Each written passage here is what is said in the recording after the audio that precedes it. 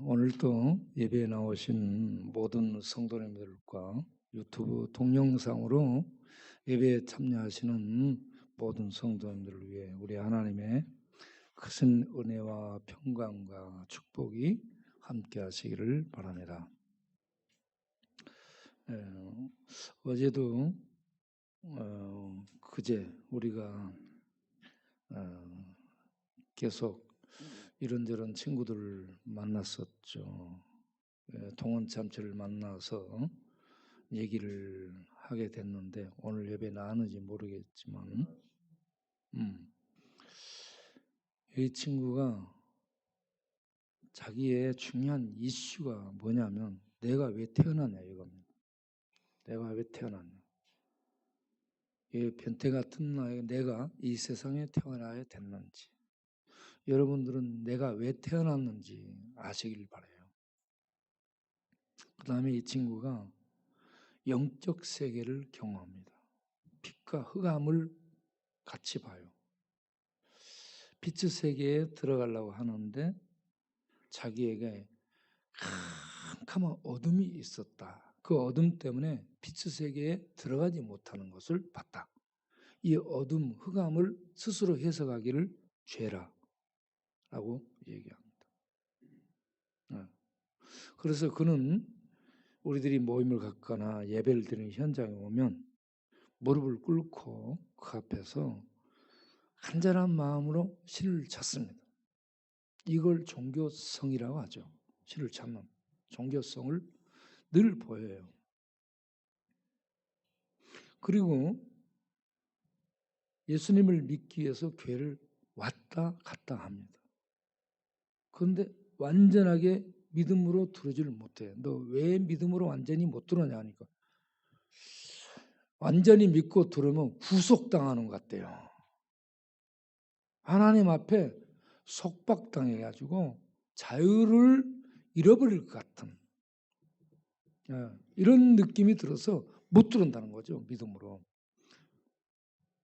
그래서 온전한 믿음 안에 들어오는 것이 자유를 얻는 것인데 이 자유는 죄와 죽음에서 벗어나는 자유다.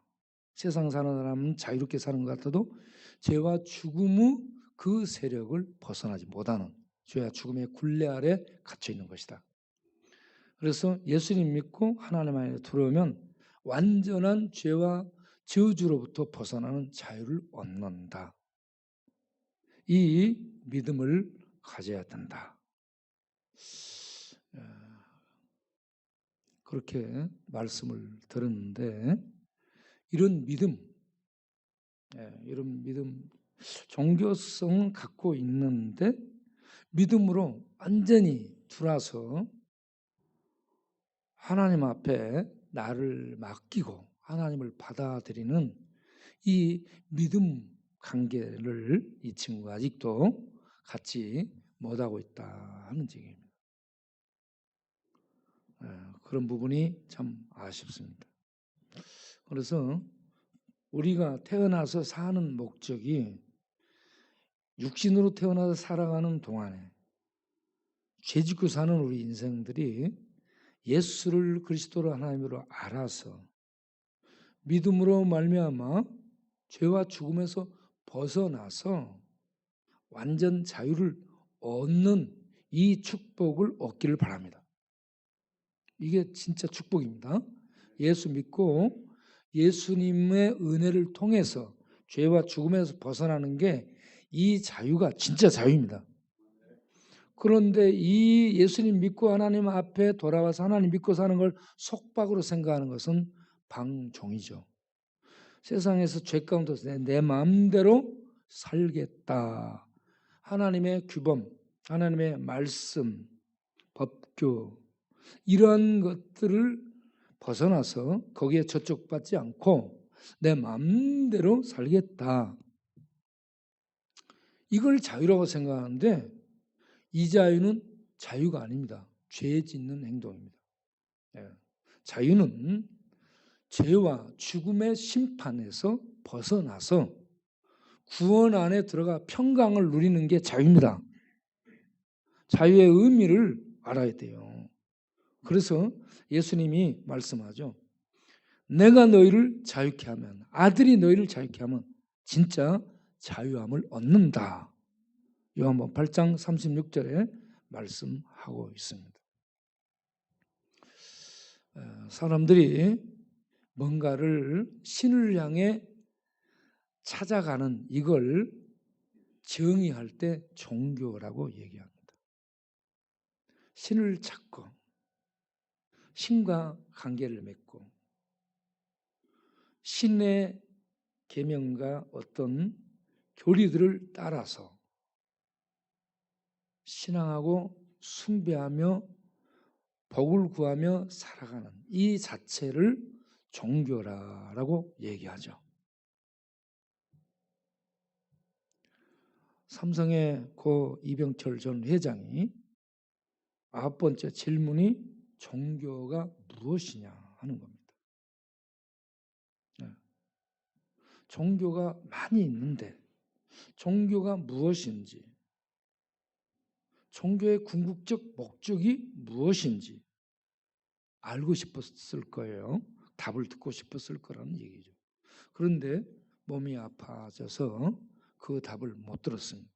여러분들은 건강한 몸으로 이렇게 나오셨기 때문에 종교가 무엇인가 듣고 여러분 인생의 궁극적 해답들을 찾게 되기를 바랍니다. 우리 저기 앉아있는 정강길 선생님도 신을 찾고 인생의 문제를 해결해 보기 위해서 절에 들어갔다고 봅니다. 그런데 절에 들어가서 해답을 얻지 못했고요. 허무함만 많아져 가지고 20년 후 이런 절과 관계된 삶을 청산하고 내려오게 되었다는 얘기입니다. 이게 방황이에요. 영적인 방황이고 구도자의 삶이죠. 종교, 사람들이 이런저런 종교를 갖습니다. 종교.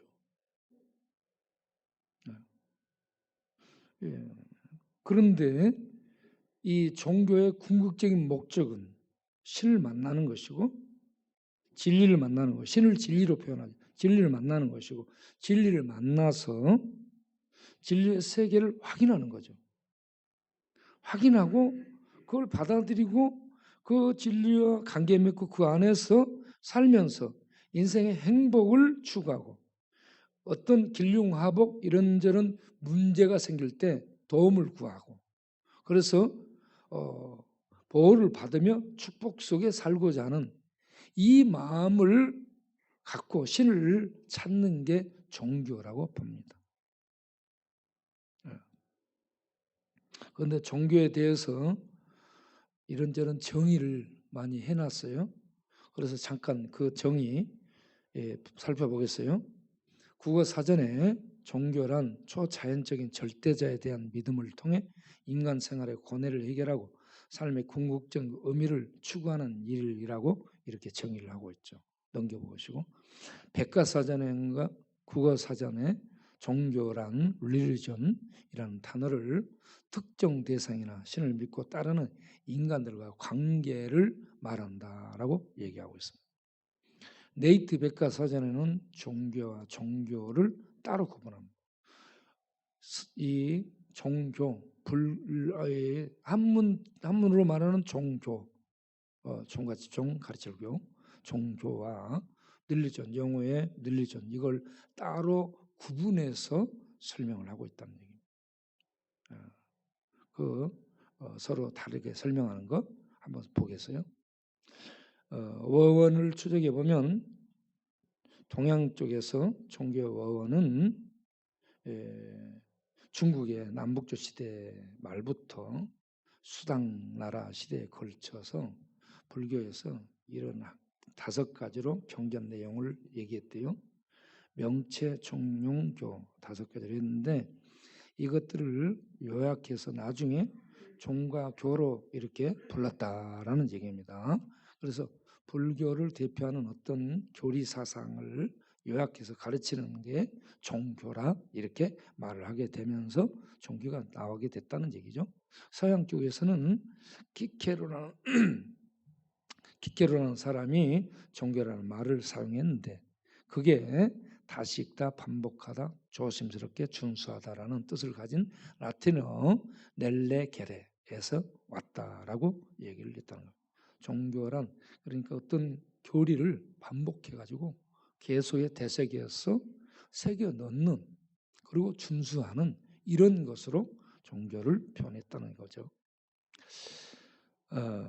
그다음 보면은 그 다음을 보면 락탄티우스라는 사람, 이 사람은 달라붙다, 확고하게 세우다, 함께 묶다라는 뜻을 갖고 있는 렐리가레라는 이런 단어에서 그것도 라틴어죠.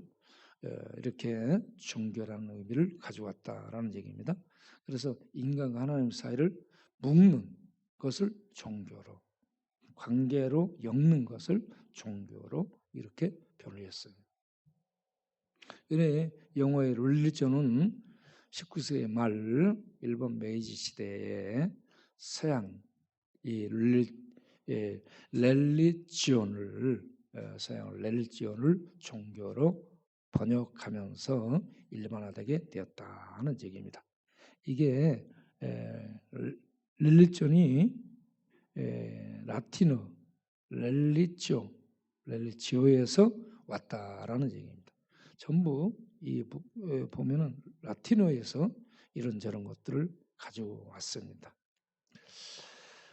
초자연적인 존재에 대한 외경심을 갖고 그리고 함께 예전을 만들어서 하는 행위까지를 포함해서 종교라고 했다는 얘기입니다. 이렇게 저렇게 말들이 많아요. 넘겨보세요. 그러한 이 종교에 대한 분포. 종교는 그러니까 어떤 신과의 관계를 맺고 그 예전과 의식을 가지고 행하며 그리고 반복해서 어떤 것들을 외우고 새기고 해서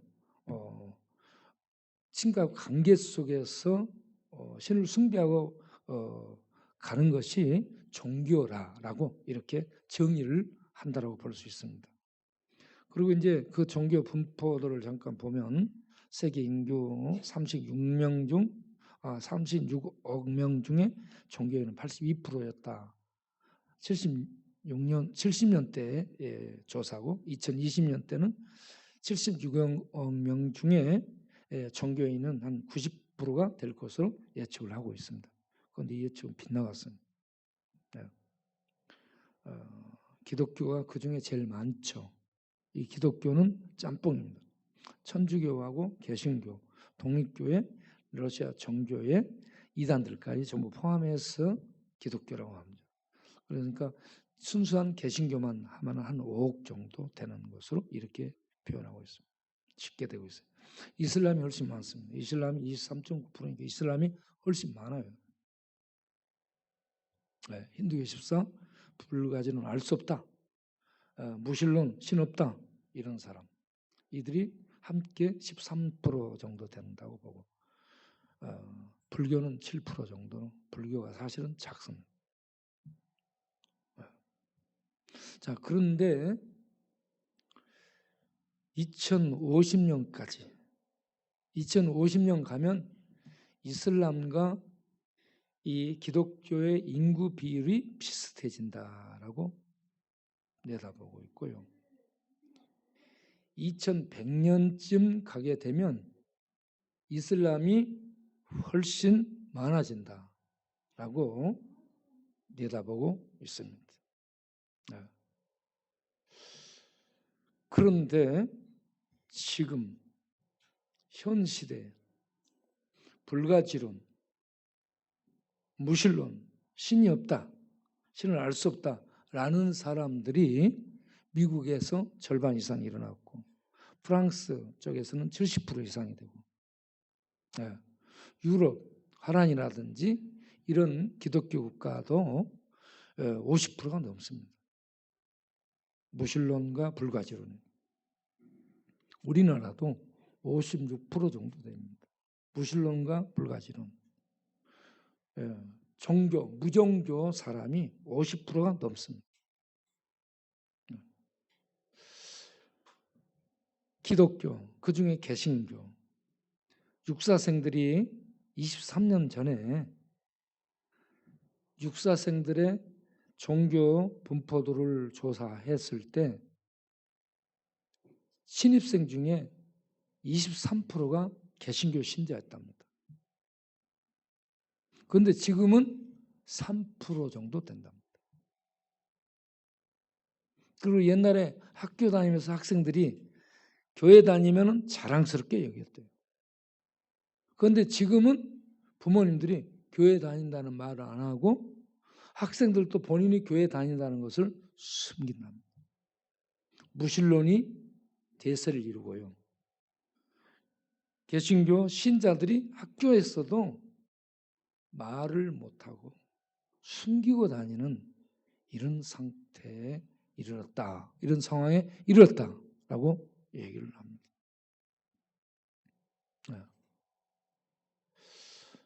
그러니 앞으로 개신교는 유럽식으로 미국식으로 된다면 더 많은 추락을 하게 될 것으로 보게 됩니다.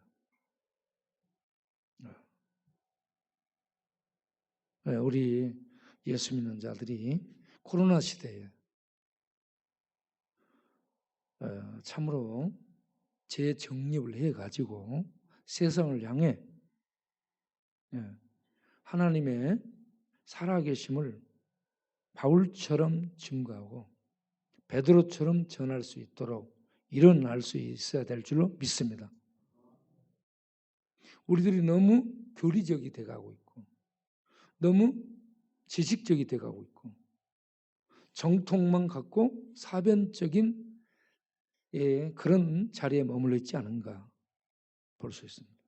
예수님의 지상 사역은 성령의 충만함 속의 사역이었습니다. 교회에서 이 지식과 제자 훈련은 많은데 성령의 역사를 성령의 충만을 구하는 건 많이 없어졌다고 봅니다. 그래서 오늘날 교회가 다시 영적 회복을 하려면 이 시대의 역할을 감당하려면 예수님이 지식 갖고 물론 하셨지만 능력 갖고 하셨지만 성령의 이 인도를 받아서 모든 사역을 했잖아요. 오늘 우리들이 교회가 성령의 역사, 성령의 사역, 성령의 인도, 성령의 충만을 구하지 않기 때문에 이 조명도, 감동도, 능력도 없는 냉랭한 거기다 사랑까지 식어지니까 쌀쌀한, 냉정한, 교리만 남아있는 형식만 남아있는 그런 상태로 전락한 것은 아닌지 다시 교회에 성령의 불이 임하기를 바랍니다. 자, 오늘 읽은 본문을 보게 되면 종교가 무엇인가, 종교의 목적, 핵심이 무엇인가를 밝혀주고 있습니다. 유대교의 대표적인 사람들이 바리새인입니다. 바리새인들은 율법을 연구하고 공부하고 전통으로 가르치고 유대 사회에 율법을 보급하고 퍼뜨려서 유대 사회가 율법에 의해 보호되고 유지되도록 이 활동을 하는 이 율법의 수호자요. 율법을 가르치고 보급하는 율법 선생들입니다. 율법의 유대의 핵심 계층이 바리새파죠. 거기에 한 젊은 청년이 누가복음 18장 18절에는 관원으로 나오는, 그래서 공무원이고 부자 청년입니다. 재물이 많은 부자이고, 그리고 젊고 성공한 사람이에요. 젊은데 재물도 많고요. 공무원이에요. 관리예요. 그러면 인간적으로 봤을 때 굉장히 스마트하고 똑똑한, 앞날이 창창한 그런 사람이라고 볼 수 있죠.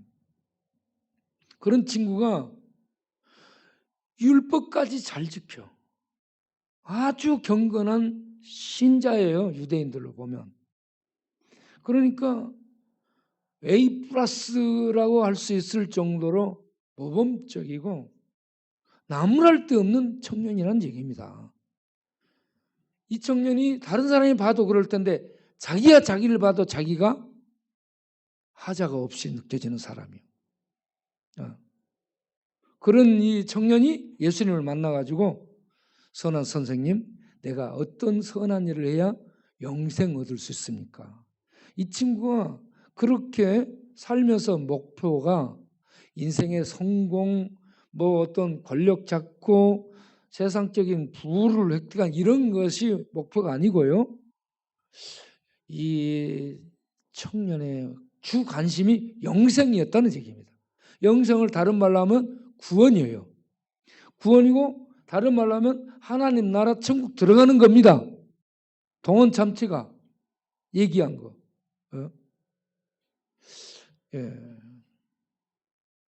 하나님 나라 들어가고자 하는데 자기는 어둠이 많다라고 얘기하고 있는 그런 부분. 죄인인데 율법을 지켜서 영생을 얻고자 하는 이러한 유대주의의 철저한 유대주의 신자였습니다. 유대교 신자. 주변 사람들도 칭찬하고 자기가 자기를 봐도 하자가 없다라고 생각되는 그런 청년. 여러분들이 생각할 때 어때요? 스스로? 다른 사람이 볼 때 어때요? 자기가 볼 때?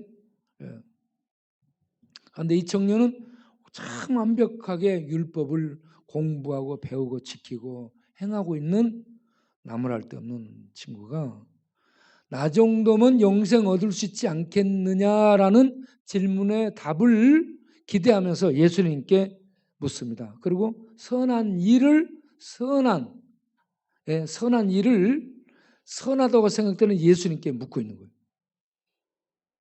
선한 일이 뭘까요? 하나님의 율법을 잘 지키는 것을 선한 것으로 생각하고 이웃사랑을 실천하는 것을 선한 일로 생각하고 있어요. 그래서 내가 어떻게 해야 영생을 얻을 수 있습니까? 라고 물으니까 예수님이 율법을 행하라 라고 얘기해요. 그러니까 이 친구가 율법, 계명 다 지켰습니다. 계명 다 지켰습니다. 이웃사랑까지 다 지켰습니다. 그런데 예수님이 지적합니다. 너는 다 지켰다고 하지만 너 하나 부족한 것이 있다. 그러니까 뭘까요? 하고 이렇게 봤을 거 아니에요? 너에게 있는 부를, 물질을 다 정리해가지고 가난한 사람들에게 줘라. 이렇게 얘기합니다.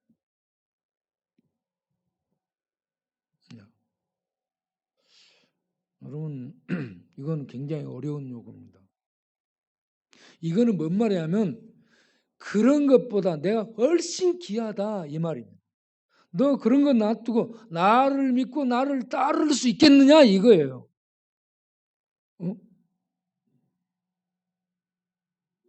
그런데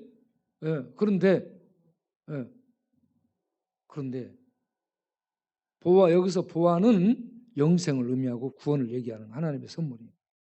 어디가?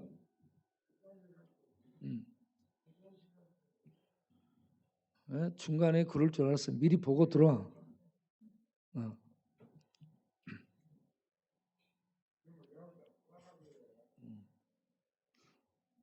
그래서 이 친구에게 예수님이 그걸 버리고 나를 따르라. 나를 믿고 따르라. 너 그럴 수 있느냐? 나 믿을 수 있느냐? 이겁니다. 나 믿을 수 있느냐? 그런데 이 친구는 예수님을 믿지를 못한 겁니다. 유대교의 핵심이 율법 지키는 겁니다. 율법이 가르치는 그 핵심이 예수거든요. 예수님 믿는 거예요. 그런데 율법 껍데기만 들고 있고 율법의 핵심인 예수는 얘들이 몰라. 그래서 예수님이 그 율법 네가 지키려 하지 말고 버리고 나를 믿으라 이 말입니다.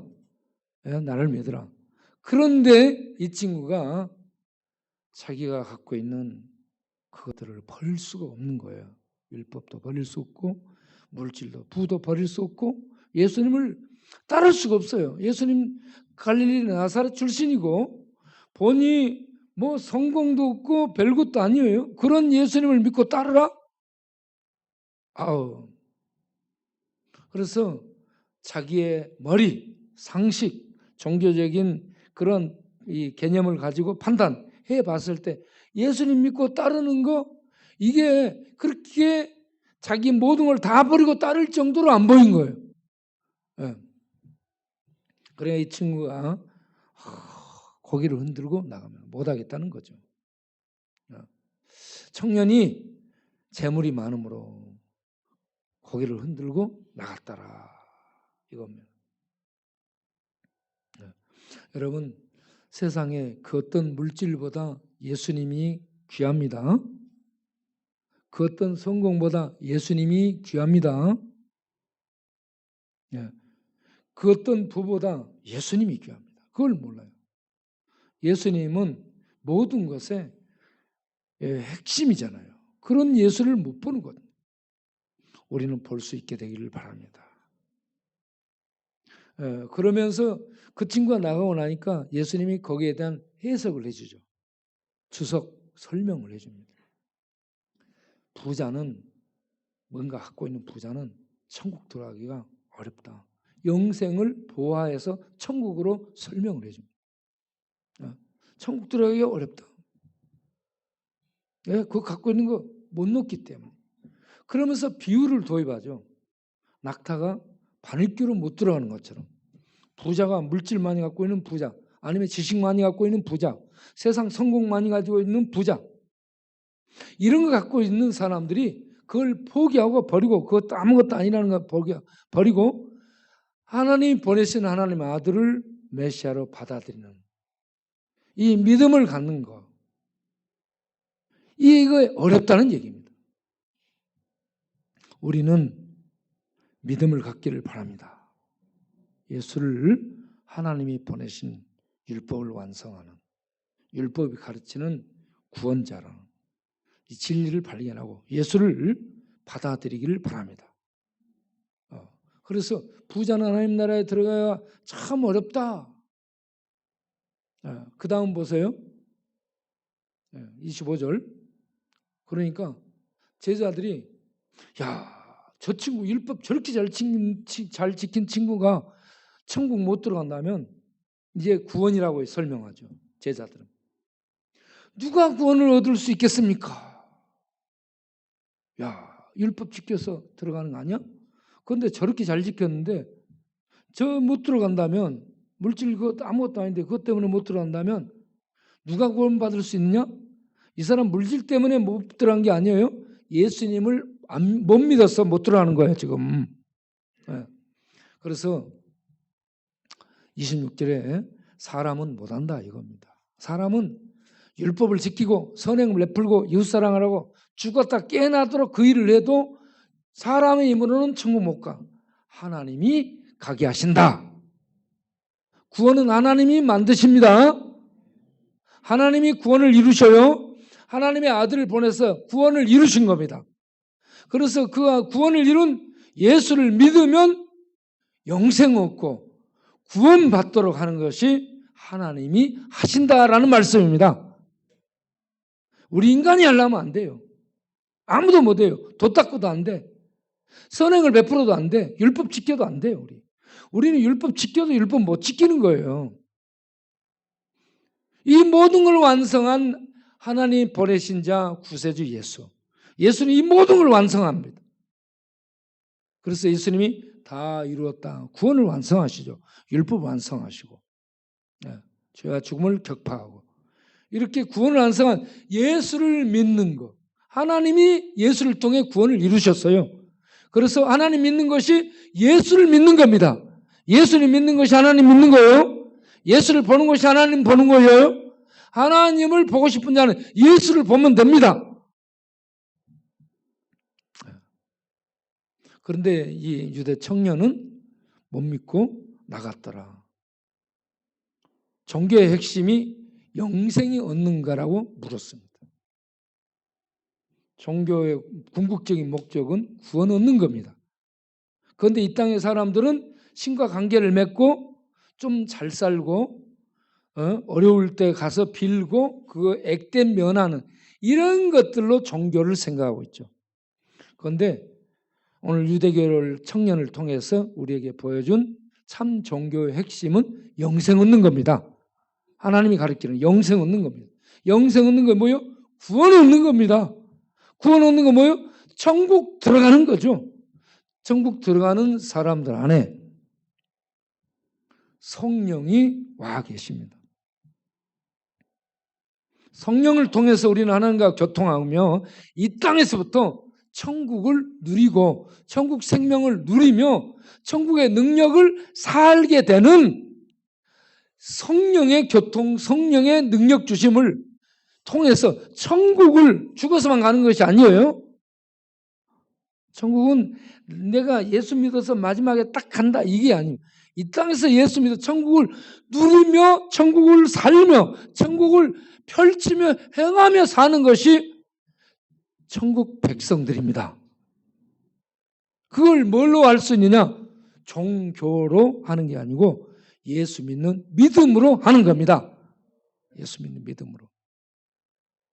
그런데 세상 사람들은 종교하게 되면 신을 찾는데 구도의 길을 걷는데 이거를 전부 뭐라고 얘기할 수 있냐면 더듬고 다닌다라고 볼 수 있습니다. 더듬고 다닌다. 그걸 사도행전 17장을 보게 되면 더듬고 다니는 것을 얘기합니다. 아데네에서 있었던 일. 사도행전 17장 27절 보면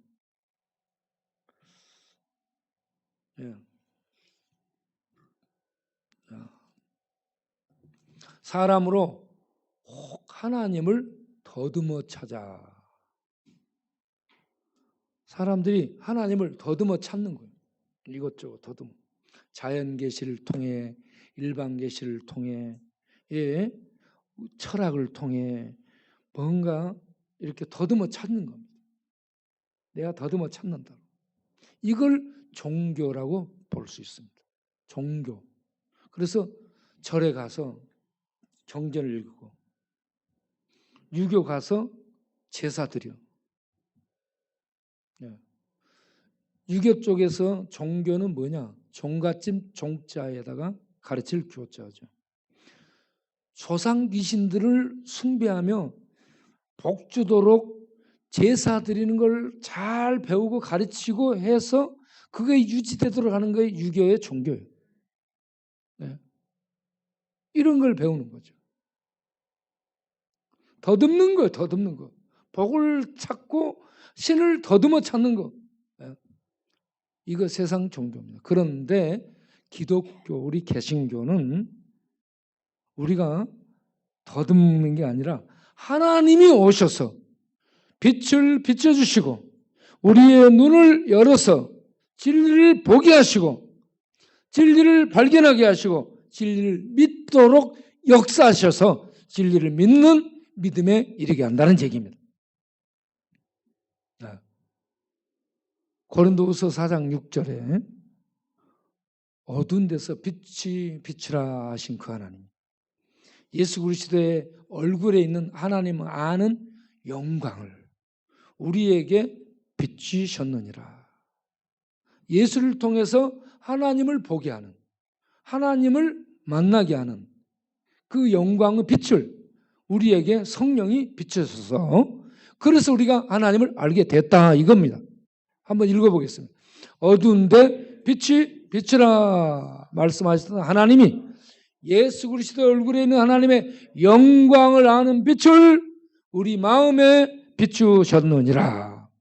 하나님이요 우리의 마음에 빛을 비춰주지 않으면 아무도 하나님 볼 수 없습니다. 닫혀 있어요. 캄캄하게. 하나님은 빛 가운데 계시는데 그 빛이 너무 밝기 때문에 어둠으로 표현합니다. 볼 수 없다는 얘기입니다. 그런 빛 가운데 계시는 하나님을 성령 하나님의 빛이 진리의 빛이 오셔서 우리에게 쫙 비춰주실 때 이게 열려서 하나님을 보게 된다. 신을 발견하게 된다. 그래서 믿음이 생겨나게 된다. 그러면 이 하나님을 보게 하는 빛은 언제 비춰지느냐? 말씀을 들을 때, 말씀을 읽을 때, 예배를 들을 때 성령 하나님의 빛이 우리 영혼, 캄캄한 영혼 속에 빛을 비춘다는 얘기입니다. 성경 말씀은 성령 하나님이 기록했습니다. 성경의 원저자가 성령이에요. 성령께서 사람들을 기자를 불러가지고 감동을 주셔서 성경을 기록했기 때문에 성령께서 사람들에게 빛을 비추면 성령이 기록한 성경 말씀이 열립니다. 말씀이 열리면서 비밀이 열리면서 신의 세계가 열리면서 이 문자 기록된 문자가 살아있는 생명의 말씀으로 바뀌어지는 거예요. 살아있는 생명의 말씀들로 심령 속에 비춰지면서 그 영혼에 이 말씀이 말씀하면서 이 영혼이 하나님의 존재를 발견하게 만드는 거예요. 그래서 하나님은 살아계시네. 하나님은 우리에게 아들을 구세주로 보내주셨네. 하나님의 나라는 진리의 나라네. 이런 것들을 알 수 있게 된다는 겁니다. 그럴 때 내가 믿겠습니다 라는 믿음의 고백을 하게 되는 것이죠.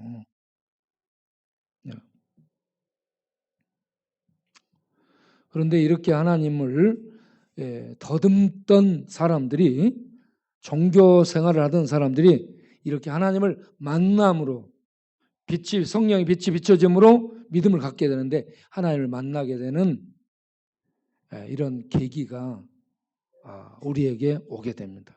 하나님을 만나는 만남의 계기. 우리 모두에게 이런 만남이 있게 되기를 바랍니다. 칼빈이 어떻게 하나님을 만나는지 아세요?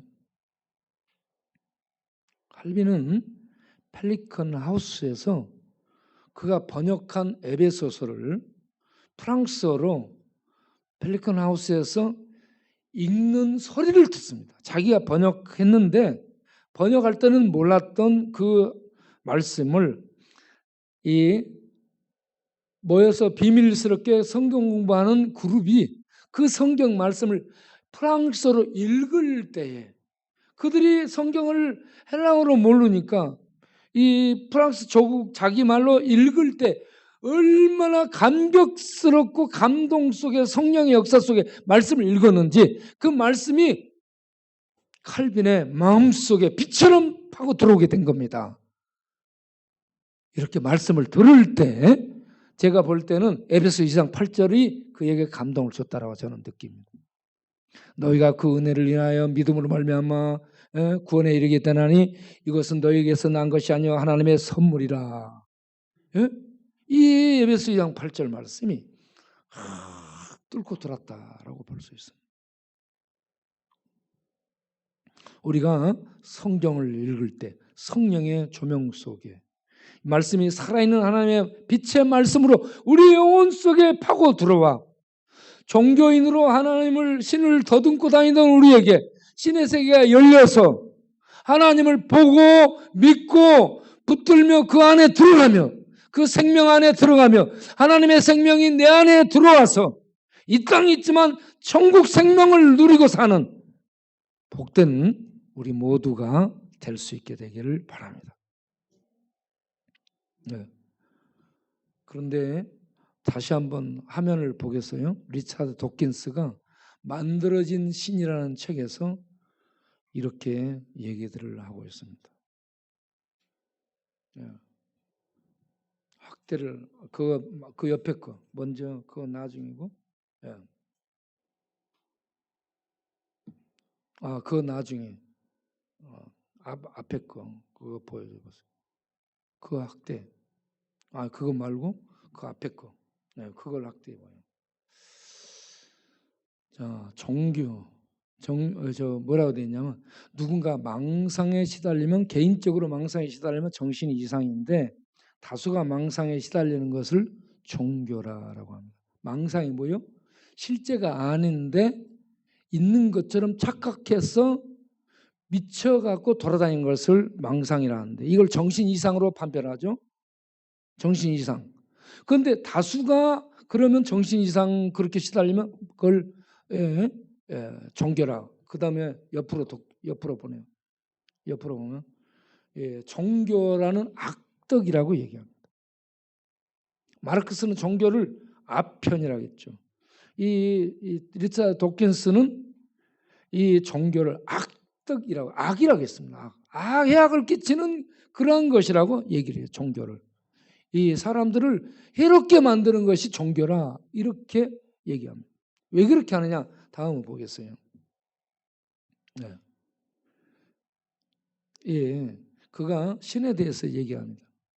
신은 없다라는 확증을 하는 거죠. 신이 존재하지 않음이 거의 확실하다는 것을 보여주는 통계적 증명을. 나는 보잉 747이라고 부른다. 그걸 프레드 호일이 보잉 747과 고물 야적장이라는 제목으로 설명을 하는 거죠. 뭐냐? 생명이 지구상에 출현할 확률은 고물 야적장을 휩쓰는 태풍에 의해서 보잉 747이 만들어지는 것이라고 말할 수 있다는 겁니다. 이 땅에 생명이 출현하는 게 신에 의해서 생명이 출현했다?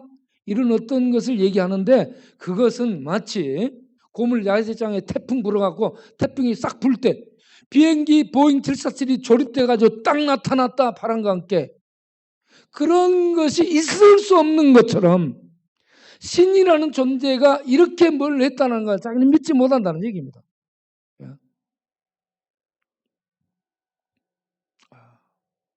그러면서 자기는 신이 없다. 신의 창조를 부인하는 것을 호일의 보잉 747 고물 야적장 이 얘기를 빌려와서 신은 없고 신이 뭘 만들었다는 거 상상이다. 이렇게 확증 속에서 얘기하는 사람이 이 리차드 도킨스. 그래서 책 제목이 만들어진 신. 사람이 없는데 사람이 만들어 상상으로 고안해낸 신이 너희들이 말하는 신이다. 이렇게 얘기해요. 시편 14편 1절에는 뭐라고 되어 있습니까? 어리석은 자는 그 마음에서 하나님 없다라고 합니다. 마음에서. 하나님 없어. 이렇게 해서. 이게 똑똑한데 어리석은 겁니다. 어리석은 겁니다. 그럼 우리는 하나님 어떻게 알 수 있어요? 하나님은 살아계신데 위기를 통해 우리에게 찾아오시며 만나주십니다. 위기를 통해 만나주셔요. 말씀을 통해 만나주십니다. 칼빈은 말씀을 통해 만났어요. 그때 위기예요. 로만 캐톨릭이 개신교 루터주의자들을 만나면 전부 잡아 화형시켰습니다.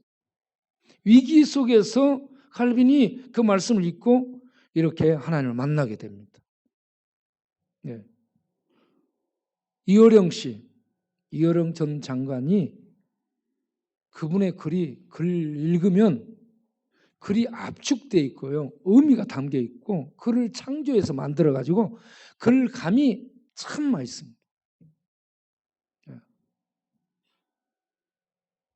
그런 이 글쟁이가 자기 딸이 시력을 잃어갈 때 그 글과 그 재주 갖고 아무 도움이 못 된다는 것을 압니다. 무력감을 느끼죠.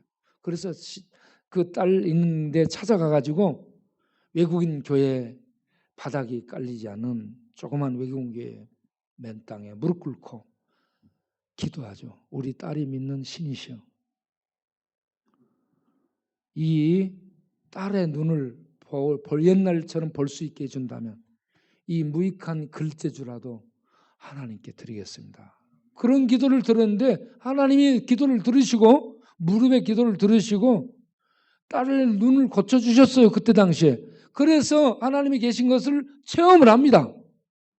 그리고는 예수 믿고 돌아와요. 그래서 오늘께 하영조 목사님께 일본에서 세례를 받습니다.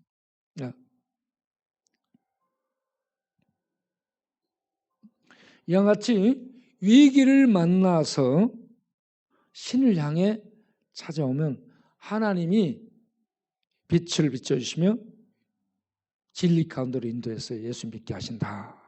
우리 박이재 장로님도 전투기 조종사였죠. 전투기 조종사 엘리트 교관이었고, 그런데 그 앞에 전투기 훈련하는 전투기를 자기하고 같이 타고 있던 학생이 시뮬레이션으로 해야 될 거를 실제로 상황을 눌러버린 거예요. 보단을 눌러가지고 미사일이 발사돼서 앞 비행기를 격추시켰죠. 그 일로 하루아침에 옷 벗고 나오게 됩니다. 이런 사건을 통해서 하나님을 찾게 된 거죠. 하나님을 믿는 겁니다. 믿게 되는 자리에 오게 되는 겁니다.